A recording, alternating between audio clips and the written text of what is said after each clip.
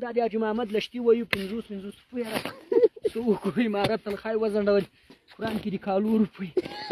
اختر ته کالي پرې وکړو اوس مې یو لښتی نیولی ده متر په 50 نیم متر خو مې پاک خدای دې خیر 25 خو مې واړول افغانۍ دي که کدار افغانۍ دي خدای نن سبا سپۍ یم لکۍ نه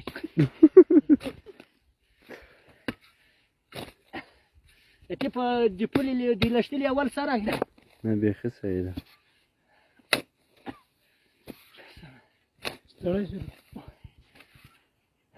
ډېر لښتي سره ډک یا وظیفه دې ښه وه وظیفه دې ښه وه غوږ ښه وخت تسپیه راوایستو څه وکړو لښتي به پاکو تسپیه وایستلو د هغې غم تسپیه کې به وکړو چې تحریک ته مو هم نه پرېږدي